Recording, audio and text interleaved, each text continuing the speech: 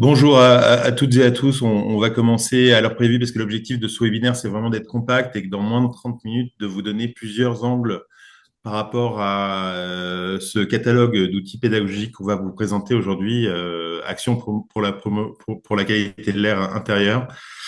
Et pour vous souhaiter une bonne journée nationale à la qualité de l'air, peut-être la dernière cette année, puisqu'en fait, finalement, ce sont des événements qui s'étalent du 7 au 27 octobre.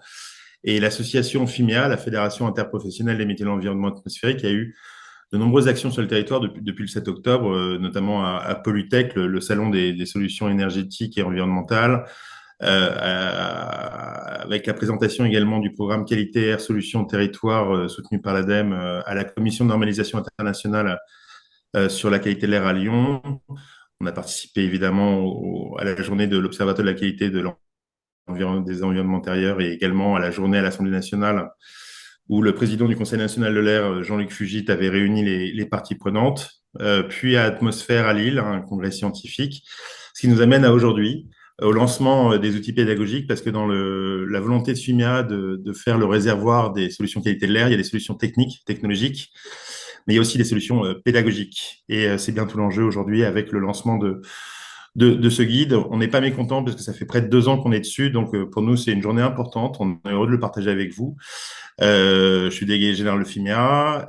On aura comme speaker Flora Mallet, coordinatrice de Action pour la qualité de l'air intérieur. Bruno Tudal, qui est aussi coordinateur APQA, mais qui est co-gérant de la société biodiversité. Un exemple concret dans les écoles avec Stéphane Bertin, qui est ingénieur QAI à AirConnect. Et enfin, Valérian Grappin, qui est chargé de mission pour la Direction générale de la prévention des risques. Merci à vous pour vous prêter à l'exercice de ce programme avec d'abord une présentation effectivement du kit de la PQAI, un retour d'expérience dans les écoles, la partie impact sanitaire, et puis on lancera la page. Et puis on pourra clôturer la JNQA 2025, sachant qu'à chaque JNQA, on prévoit de mettre à jour le catalogue des outils pédagogiques voilà, lors de ce temps fort de l'année pour la qualité de l'air. Sans plus attendre, je vous propose voilà, de découvrir le site avec une petite démonstration de Flora Mallet. Bonjour Flora, merci d'être avec nous. Et je vais arrêter mon partage pour te laisser la main. Bonjour à tous. Bonjour, bonjour. Merci d'assister à ce rapide webinaire. Je vais tout de suite partager l'ensemble de mon écran. Euh, Écran entier, voilà, très bien, partagé. Hop. Est-ce que vous voyez bien? C'est bon, Hop. C'est merci. bon? On est Ok, sous ta boîte super. mail, là. Ouais, c'est... Je pianote. Donc, l'idée, ce serait que grâce à ce QR code, ou le lien direct, de toute façon, l'un étant l'autre, en le scannant, on tombe directement sur la page, une page du coup dédiée au catalogue, au nouveau kit pédagogique qui vient d'être mis à jour. Donc, hop, je lance par exemple une page, donc qui est désormais en ligne, voilà, www.fimea.fr. Téléchargez le kit pédagogique APQI 2025. Vous pourrez aussi trouver le lien directement sur la home page. Donc, avec la présentation, un aperçu du catalogue.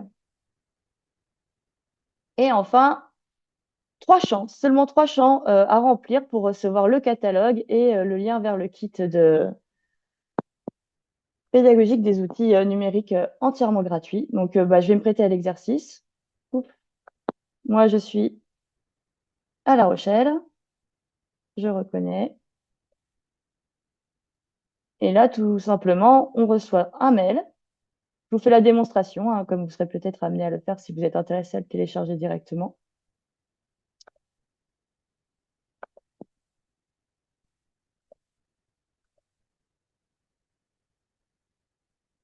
Hop. Non, je vais aller directement dans le catalogue. Je vais chercher le catalogue directement, c'est rapide. Plus vite. Le temps de le recevoir.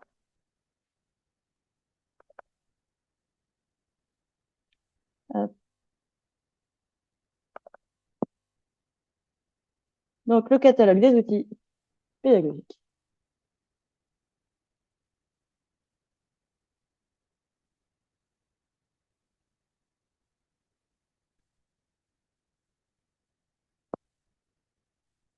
Je vais mettre en moins. Donc, c'est un catalogue qui a été pensé pour être déjà en lui-même, j'ai envie de dire, quasiment autosuffisant. Donc, c'est à partir de 7 ans. C'est destiné aux élèves, à l'équipe pédagogique, ainsi qu'aux parents d'élèves. C'est un document qui fait à ce jour 19 pages, mais qui sera amené à être complété d'année en année à chaque JNQA, donc complété et amélioré chaque année. Donc, on fait une présentation de ce qu'est la PQI, mais Bruno y reviendra un peu plus tard, donc je ne vais pas m'attarder là-dessus. Dès le catalogue, en fait, on a un mode d'emploi du kit avec déjà 1 heure de proposer sous sous 2 versions. Une version papier, donc imprimable par les professeurs, qui peuvent alors animer eux-mêmes l'heure de sensibilisation à la qualité de l'air. Donc, tous les outils, là, il suffit de cliquer dessus et ça ouvre, etc. Il reste plus qu'après à télécharger ce qu'on a besoin. Donc, par exemple, là, L'air et moi, qui est une plateforme pédagogique et qui a la force d'avoir différents formats, donc des PowerPoint, des quiz, etc. Donc, qui est très complet en lui-même et qu'on peut adapter au niveau de sa classe. Mais il y a d'autres outils. Hop, on peut imprimer une cocotte en papier. L'avantage étant que les élèves peuvent manipuler, les plier eux-mêmes, etc., interagir entre eux. Des quiz, un carnet pour aller plus loin, pour éventuellement accompagner les élèves et les parents d'élèves sur une plus longue période en fonction des volontés pédagogiques. Voilà, donc une version avec rétroprojecteur. Tout dépend de ce que souhaite faire le professeur ou pas. À savoir que si jamais l'école ou le professeur ou le responsable d'établissement souhaite faire appel à un bénévole professionnel pour animer un atelier de sensibilisation, c'est tout à fait possible. Et dans le catalogue, il y a des coordonnées des différents volontaires inclus.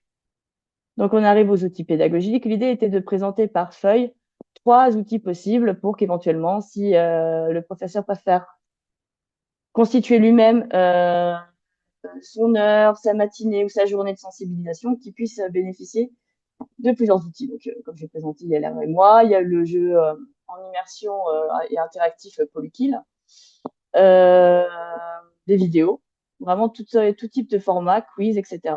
Là, on voit le niveau à qui est adressé l'outil. Encore une fois, ils sont tous accessibles en ligne et gratuits. Ce qui est le champ d'intervention, donc là, on est plutôt sur de l'air intérieur pour le quiz carbone, qui est un jeu ludique avec de la documentation également sur l'impact du carbone développé par l'ADEME, avec le lien direct à chaque fois. Voilà, donc un escape game plutôt sur le radon, sur les polluants de façon générale. Fimea essaie d'apporter aussi sa pierre à l'édifice. Nous, on est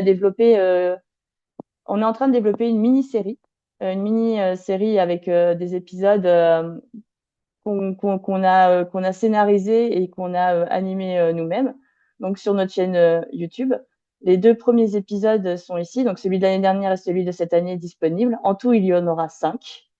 Donc, on traite ce qu'est l'air, qu'est-ce que l'air, et ensuite, d'où vient la pollution. Donc, ça dure 3 minutes. Ça permet vraiment d'amorcer le sujet de façon ludique. Donc, je vous invite à vous abonner à notre chaîne YouTube et à regarder ces petites vidéos. Il y en aura bien d'autres contenus, du contenu aussi pour les adultes ou pour tout à chacun, des professionnels qui cherchent à vraiment avoir des informations de haute voltige comme des citoyens qui cherchent juste à s'informer. Il y aura vraiment tout type de contenu sur cette chaîne. L'idée, c'était d'en fait reprendre les outils qui existaient et de leur donner plus de visibilité et plus de force. Donc voilà, donc on voit, il y a différents, il y a Atmo Hauts-de-France, l'ADEME. Là, c'est quelque chose de plus sur les pollens. Voilà. Ensuite, sur la documentation réglementaire, puisque ça peut paraître parfois opaque, on a ici une petite synthèse de la réglementation ERP 2023 en quelques points clés qui permet d'avoir les échéances et vraiment les 4 volets auxquels s'articule le plan et concrètement ce que ça veut dire et à quelle échéance. Pour aller plus loin, encore et toujours, c'est cliquable, on a le guide d'accompagnement à la mise en œuvre de la surveillance réglementaire de la qualité de l'air intérieur des établissements recevant du public. édité par le CEREMA et remis à jour en février 2025. On ne peut pas faire plus à jour.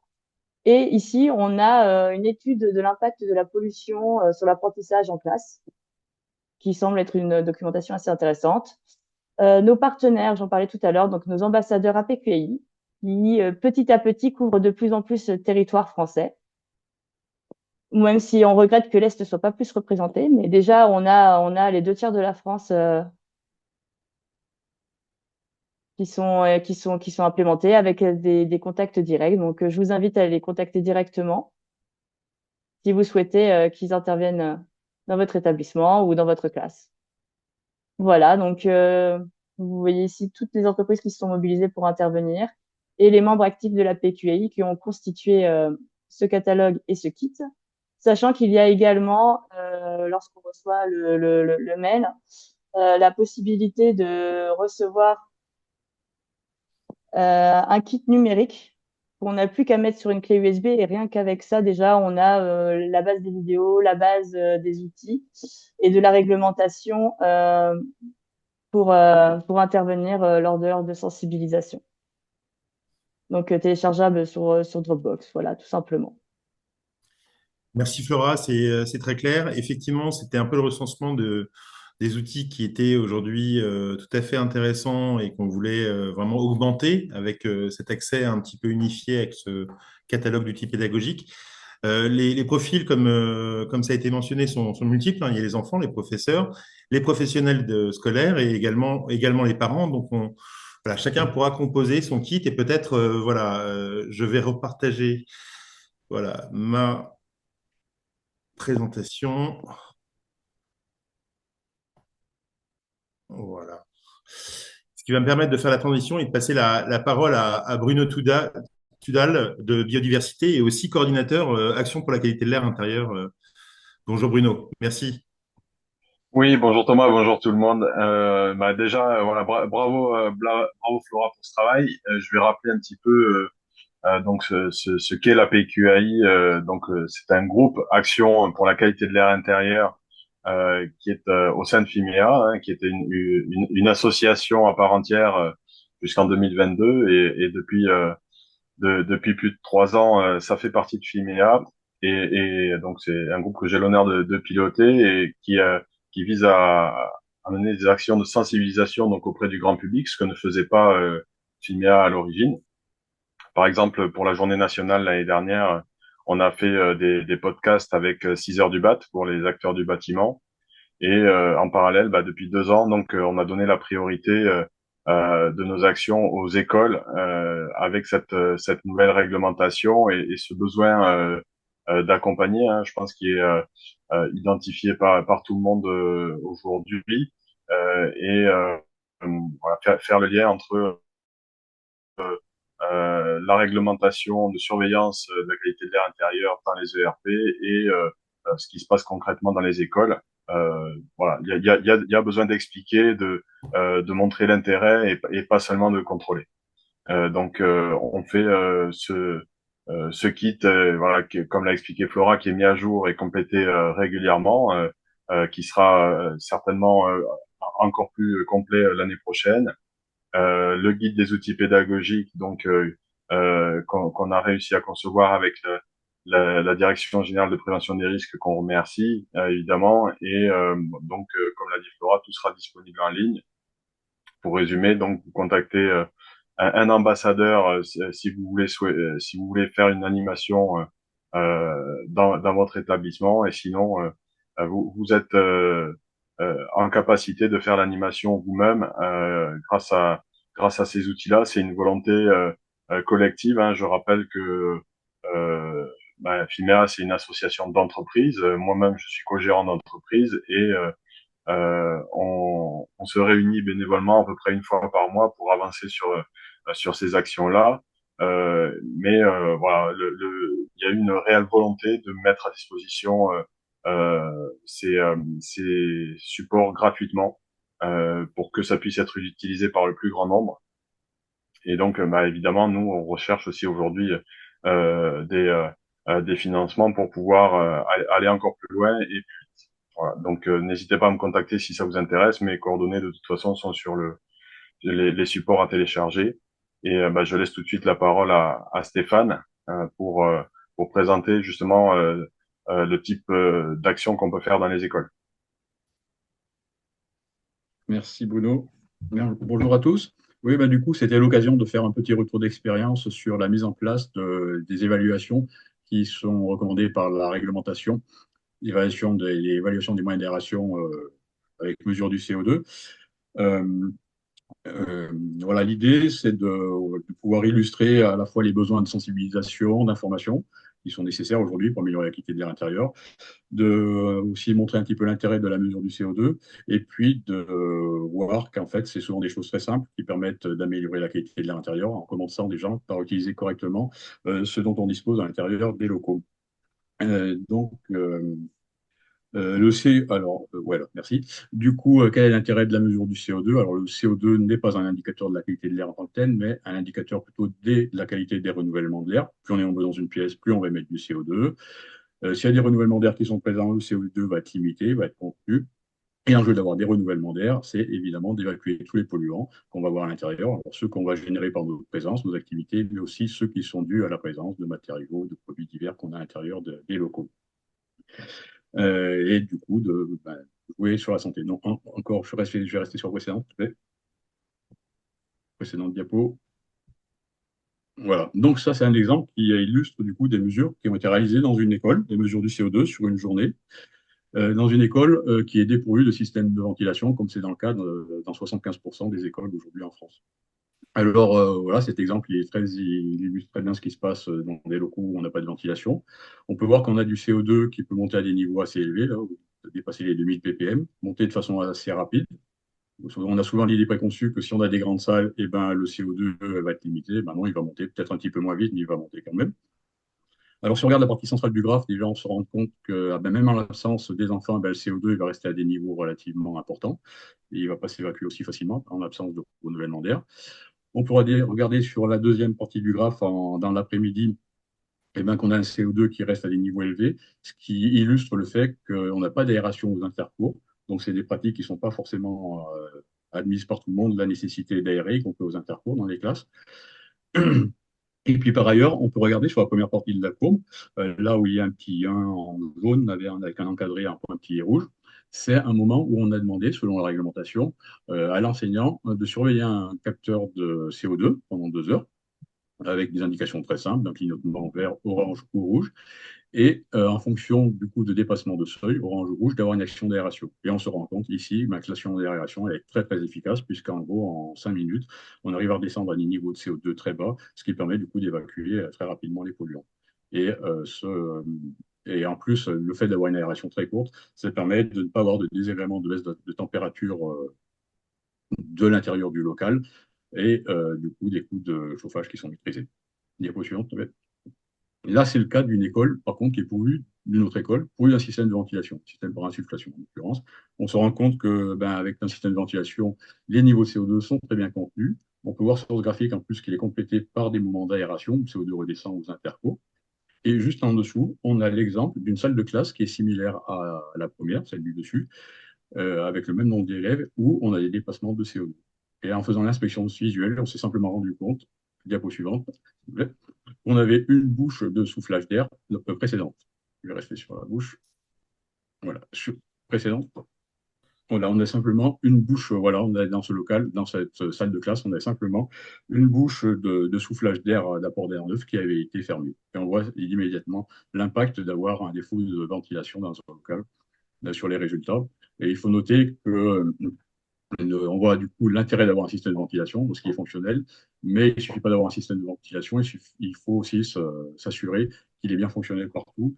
Et on sait que d'une façon générale, ça fait plusieurs dizaines d'années que c'est comme ça, les systèmes de ventilation, que ce soit dans les bâtis neufs ou au nouveau, en tertiaire ou dans le logement, on a plus de la moitié des systèmes de ventilation qui présentent des anomalies ou des non-conformités. Alors c'est en train de changer parce que dans le logement, maintenant, on a des contrôles qui sont faits à la livraison des logements de façon à s'assurer du bon fonctionnement des systèmes de ventilation. Suivante. Donc les non-conformités, alors voilà, en voici quelques-unes qu'on constate régulièrement. Donc des bouches de ventilation qui sont obstruées, qui sont bouchées, des entrées d'air, voilà, donc qui sont disposés au-dessus des fenêtres, qui permettent l'apport d'air neuf extérieur au-dessus des fenêtres, qui peuvent être recouvertes d'un ruban adhésif, donc qui sont volontairement obstrués par les occupants. Des problèmes qui sont très récurrents, c'est qu'on en rencontre très souvent, c'est la réalisation des mortaises qui permettent du coup, le passage d'air à travers l'encadrement de la fenêtre depuis l'extérieur vers l'intérieur, qui sont mal réalisés lors de simple perçage. Donc là, on se rend bien compte que l'apport d'air neuf ne peut pas être suffisant. L'exemple du dessous, c'est la même chose avec une mortaise, avec du coup, une fenêtre qui est en PVC. En plus, ça vient s'obstruer très rapidement. Et quelque chose qu'on raconte aussi très fréquemment, c'est des systèmes de ventilation dans les écoles ou dans les crèches, d'ailleurs des lieux qui accueillent les enfants, qui sont à l'arrêt. Moi, j'en constate largement plus du tiers des établissements que je visite qui ont un système de ventilation qui est à l'arrêt, notamment dans les sanitaires où ils sont généralement présents. Et suivant. Donc, l'autre chose qu'on peut constater, qui pourrait être facilement résolue également, c'est le fait qu'il y a un entretien souvent insuffisant des dispositifs d'aération. Alors ici, en l'occurrence, une bouche d'extraction, suivant, un autre type de bouche d'extraction, voilà l'encrassement. Quand il y a des grilles d'aération, c'est pareil, elles sont aussi rarement entretenues. Les entrées d'air, c'est la même chose. Les encrassements, voilà, qui, en fait, elles sont généralement pas nettoyées. C'est d'autant plus important lorsqu'on a des grilles anti-moustiques qui viennent se colmater très vite. Elles peuvent se colmater en quelques semaines en période de pollinisation. Euh, la photo centrale, on se rend compte aussi, on peut avoir du coup des fausses qui se passent. Ici, c'est des nids de guêpes maçonnes qui sont mis en place, qui viennent obstruer. Et le fait est que personne ne s'en rend compte parce qu'on n'a pas d'un nettoyage régulier, simplement parce que c'est quelque chose qui n'est pas encore consciemment pris en compte au sein de la gestion du bâtiment. Voilà, je crois que j'ai fini pour ce petit tour d'horizon. C'était un petit peu rapide, c'était pour illustrer. Suivant, je crois que c'est fini. Mais c'était très imagé. Merci Stéphane. Effectivement, Merci. je pense qu'on a tous des exemples comme ça en tête. Et tout l'intérêt de ce guide, c'est justement de conscientiser justement le fait que la qualité de l'air est évidemment utile à la santé, mais aussi saisissable de manière facile via des jeux et tout ça en accès libre. Et encore une fois, bravo à tous les talents qui ont développé les contenus que nous avons recensés.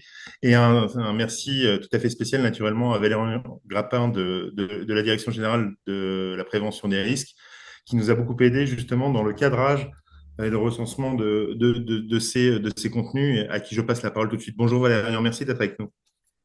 Bonjour, merci beaucoup pour l'invitation. Effectivement, pour un petit peu rappeler le contexte, donc les ministères, hein, que ce soit celui de l'environnement dans lequel je suis, celui du logement, celui de la santé, etc., travaillent effectivement sur le sujet de la qualité de l'air intérieur et extérieur depuis de nombreuses années, parce que c'est un sujet fondamental, parce qu'aujourd'hui, donc, un adulte respire 15 litres d'air par jour.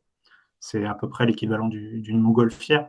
Et donc, forcément, donc l'air que l'on respire, bah, il peut avoir un impact sur notre santé parce qu'il peut contenir des polluants donc d'origine humaine ou naturelle. Et donc, forcément, les sujets de la qualité de l'air extérieur et intérieur sont d'intérêt et sont pris en compte dans les politiques publiques. Le sujet de la qualité de l'air intérieur, tout particulièrement, parce qu'on passe quand même 80% de notre temps en intérieur, et donc effectivement on le retrouve dans les réglementations comme l'a présenté M. Bertin, dans les plans nationaux santé-environnement, dans les plans régionaux santé-environnement, ce qui explique qu'effectivement il y a des actions qui se mettent en place au niveau local pour développer des outils qu'on va retrouver ensuite dans le guide détaillé aujourd'hui. La qualité de l'air intérieur, comme je le disais, donc a un impact sur la santé puisque elle peut avoir des impacts notamment sur les poumons et notamment les poumons des plus jeunes, hein, forcément, qui sont des personnes plus sensibles à une mauvaise qualité de l'air intérieur ou extérieur. Et donc, c'est important de penser à ces populations-là. La qualité de l'air intérieur peut aussi provoquer des asthmes, des rhinites, des maux de tête et dans certains cas des cancers, voire des morts, notamment en lien avec le monoxyde de carbone.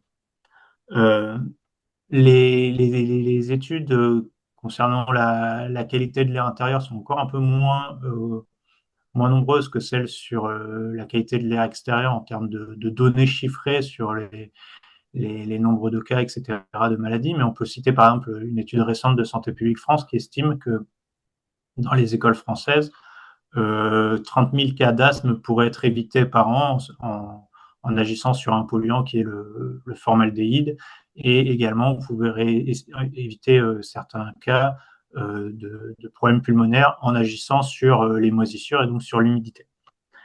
Donc pour travailler sur ce sujet, il est essentiel donc d'adopter des bonnes pratiques, hein. Ça a été dit par M. Bertin, donc des bonnes pratiques d'aération, de ventilation notamment, de choix des matériaux, de choix de produits de nettoyage, etc.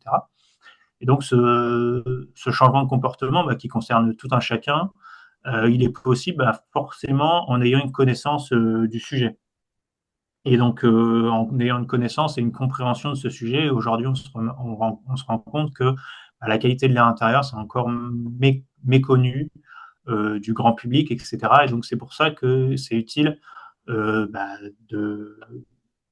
d'agir sur la pédagogie, qui aura un rôle essentiel à la fois pour les enseignants, pour les enfants, pour leurs parents, etc.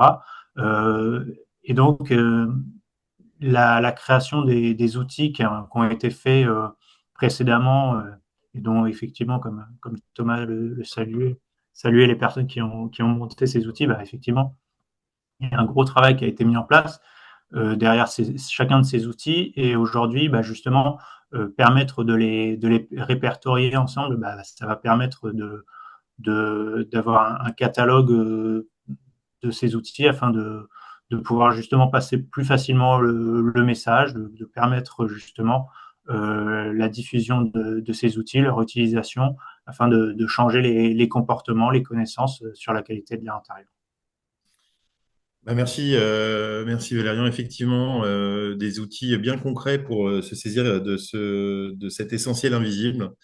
Voilà, pour des raisons vraiment, des raisons sanitaires et des raisons de confort et aussi d'apprentissage, parce qu'on sait que la pollution de l'air, en fait, handicape les enfants dans l'apprentissage.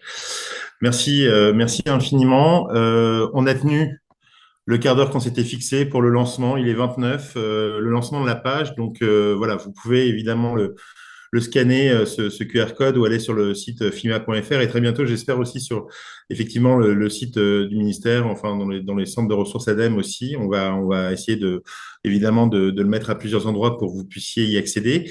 Comme chaque année, on mettra à jour ce guide. Donc on attend aussi des retours de votre part. Vous avez vu un outil pédagogique qui est évidemment gratuit, hein, qui vous a paru intéressant pour telle et telle raison. N'hésitez pas à nous en informer pour qu'on puisse, au fil de l'eau, au fil de l'air, oserais-je, cette année, les recenser et proposer une version encore plus riche l'année prochaine. En tout cas, un infini merci à nos speakers, à Flora Mallet, coordinatrice de Action Promotion pour la qualité de l'air, à Bruno Tudal, co-gérant de biodiversité, à Stéphane Bertin, ingénieur qualité de l'air intérieur chez AirConnect, et à Valérian Grappin de la Direction générale de la prévention des risques pour aujourd'hui. Ce webinaire sera disponible en replay. On vous dit à très bientôt et bonne fin de Journée nationale de la qualité de l'air. À l'année prochaine. Merci beaucoup.